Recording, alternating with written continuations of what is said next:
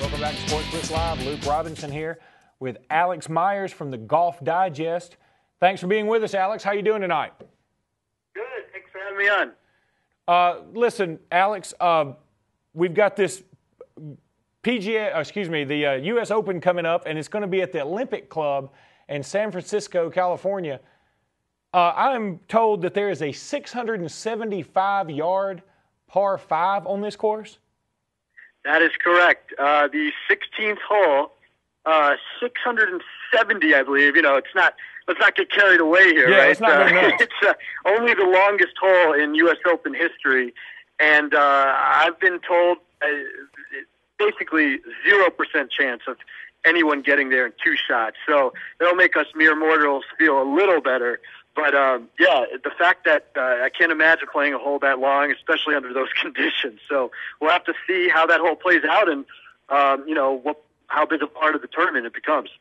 Well, the U.S. Open is historically probably the toughest course of at least the majors, wouldn't you say? I mean, historically, that's what the U.S. Open prides itself upon. But a course that's 7,170 yards, it's a par 70 with a 670 plus or minus par 5. That's going to be pretty difficult terrain.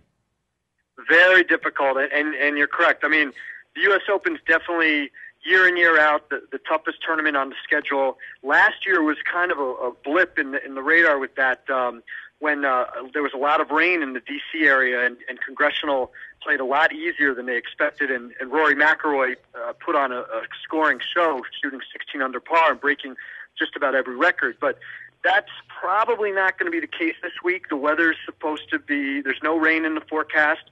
The course should play firm and fast.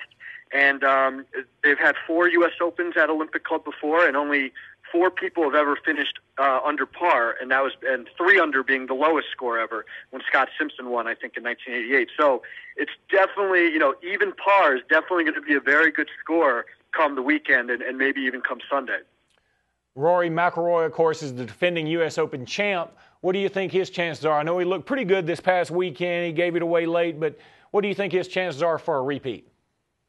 Yeah, I mean, that was actually, you wouldn't think that the Memphis St. Jude Classic would be a big tournament for him, but it was, because he was coming off just a terrible 3-week stretch. Well, not 3 week, but 3-tournament stretch. He didn't play well at the Masters, and then he missed a couple cuts in a row. So that was good to see him kind of pick it up again.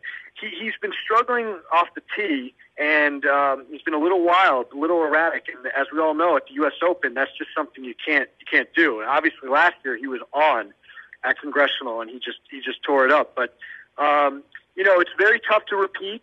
I believe Curtis Strange, 1989, the last person to repeat at the U.S. Open. So history's not on his side, but obviously, if anyone has the talent to do it, it's young Mr. McIlroy. Okay, it wouldn't be a golfing interview without somebody bringing up Tiger Woods. What do you think the odds are? What do you think the odds are of Tiger making a move here? Of course, he won a tournament recently, but I think he won one way back in March, and then his next 3 tournaments, he goes tie for 40, and then misses the cut. So I wouldn't necessarily say that Tiger's winning this past tournament he was in is any any representation of what he's going to do in this next tournament. Exactly. You're right. He won in March. He won at Bay Hill, and everyone had him picked to win the Masters. And he finished T40, and he set off that stretch. It was the worst 3-tournament stretch of his career. And then lo and behold, he wins at Memorial. So it's tough to know what to expect with him these days, and that's really the difference. He used to be so consistent, but that last tournament, he did show that when he is on and he has it, he still is probably the best golfer in the world. So you can never rule him out. I personally have Luke Donald as the favorite, but I have Tiger Woods as probably the second favorite. And if he won, it would not surprise me at all.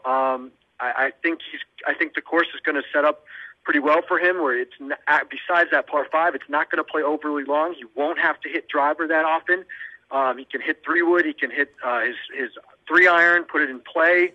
And the rest of his game is really sharp right now, including his putting looked a lot better at Memorial, too. So he's definitely returned to kind of being that guy who's the lead guy going into any tournament. Okay, I think we've determined, going back to Tiger, that golf needs him to not be terrible or to not be absent. They need him in the fray. Does golf? Would it be better for golf overall as a sport if Tiger was always on the cusp of being great again, or if he just became great again?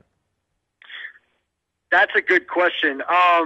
You know, I think either way it's going to be great, and I think we've seen that this year.